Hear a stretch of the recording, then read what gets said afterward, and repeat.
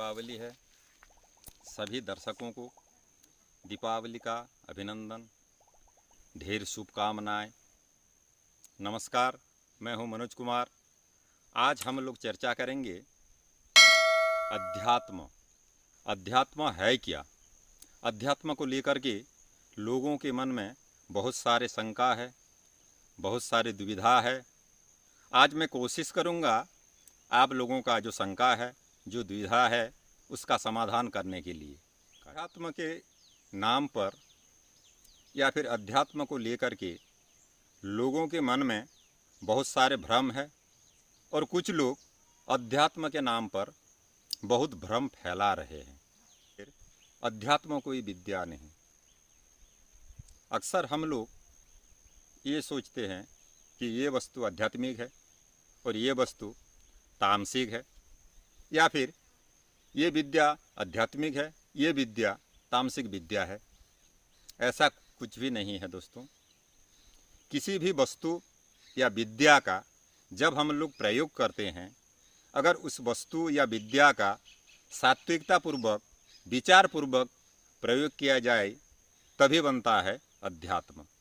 आइए एक एक करके हम लोग चर्चा करते हैं। अध्यात्म कोई वस्तु नहीं है।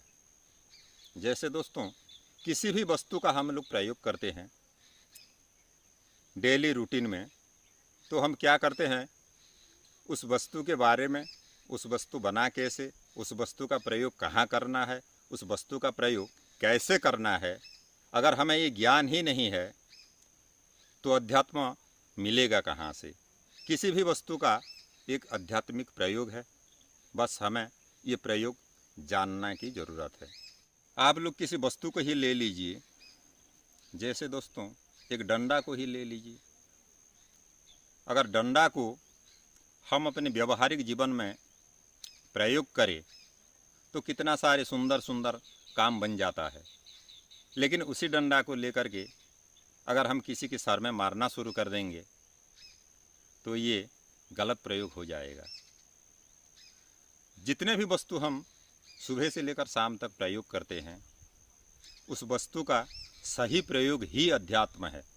ठीक उसी तरह दोस्तों, दुनिया में जितना भी विद्या है, किसी भी विद्या आध्यात्मिक होता है या नहीं होता है, ये विद्या जो आदमी प्रयोग कर रहा है उसी के ऊपर निर्भर करता है।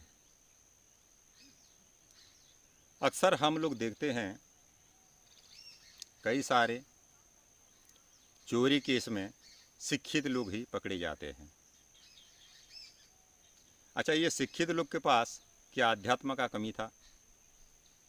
आध्यात्मिक विद्या का कमी था, लेकिन विद्या का जो प्रयोग किया उन्होंने, एटीएम की चोरी करने में अगर विद्या को लगाएगा कोई तो इसे अध्यात्म नहीं माना जाएगा, चाहे वो अध्यात्म का शास्त्र कितना भी पढ़ ले। ठीक उसी तरह जो लोग खुद को आध्यात्मिक बताते हैं, आप साधु संत कहिए, पंडित कहिए, या फिर समाज के धार्मिक लोग कहिए, वो लोग भी अक्सर ऐसे कुछ अपराध करके जेल के अंदर पाए जाते हैं। तो दोस्तों, इसमें अध्यात्म का क्या दोष है? जो लोग विद्या को प्रयोग करते हैं वो लोग गलत प्रयोग करते हैं या फिर प्रयोग करना ही नहीं जानते। हम लोग दिन भर जितने भी वस्तु का प्रयोग करते हैं, जैसे कि हम लोग क्या देखते क्या है, क्या सुनते हैं, क्या खाते हैं, कहाँ रहते हैं, कैसे लोगों के साथ हमारा संगत रहता है, या फिर हम सोचते क्या है, अगर ये सब काम सही सही किया जाए, बिना कोई ऑप्शन लेते हुए, मतलब जो भी शास्त्र में हमें निर्देश किया गया है, काम को सही तरीके से करने का जो भी निर्देश है, अगर हम इससे थोड़ा भी कम करते हैं तो हमारे जीवन में अध्यात्म का उदय नहीं हो पाता है। इस पूरी दुनिया में आपको कोई पुस्तक नहीं मिलेगा जिसे आप पढ़ करके रातों रात आध्यात्मिक बन जाएंगे, या फिर इस दुनिया में ऐसी कोई खाद्य नहीं है जिसे आप खा करके एक ही दिन में या फिर एक साल में आध्यात्मिक बन जाएंगे। खाना पीना, सोना बैठना, कपड़ा पहनना, रहन सहन, अगर ये सब कुछ सही ढंग से किया जाए तब किसी आदमी ने आध्यात्मिक बन सकता है। अध्यात्म कोई कोर्स नहीं है, या फिर अध्यात्म करने के बाद आपको कोई सर्टिफिकेट नहीं मिलेगा। आप अगर एक अच्छे इंसान बन गए तो आप समझिए आप पूरी तरह से आध्यात्मिक है। आध्यात्मिक होने के लिए आपको भगवा पहनने की कोई ज़रूरत नहीं है, या फिर दाढ़ी बढ़ाकर माला पहनने की कोई ज़रूरत भी नहीं है। इसका अर्थ ये भी नहीं है दोस्तों कि जो लोग भी ये काम कर रहे हैं मैं उनका अपमान कर रहा हूँ। मैं एक सांसारिक हूँ, और सांसारिक लोग संसार में रहते हुए सब कुछ करते हुए भी कैसे आध्यात्मिक बन सकते हैं, मैं इसके बारे में चर्चा कर रहा हूँ। अगर किसी को भी एक अध्यात्म का जागृत करना चाहता है तो इससे जो भी काम मिला है, साथियों इस दुनिया में सबको एक एक काम मिला है।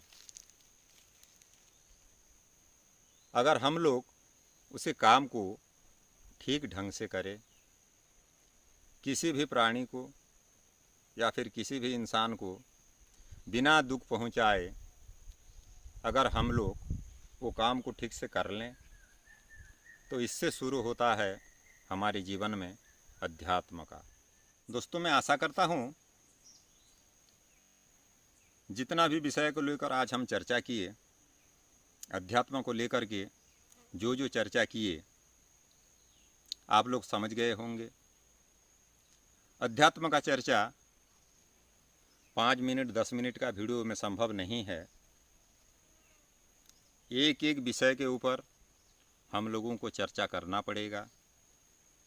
खाने पीने, देखना, पहनना, हर चीज़ के ऊपर एक एक वीडियो बनाना ही पड़ेगा, तभी पूरी तरह से अध्यात्म क्या है समझ में आएगा। मैं आशा करता हूँ इतना कम समय में जितना हो सका मैं अध्यात्म को लेकर के बात रखी। मैं आशा करता हूँ दोस्तों आप लोग समझ गए होंगे। आने वाले वीडियो में अध्यात्म को लेकर के मैं फिर एक बार चर्चा करूँगा। जय हिंद दोस्तों।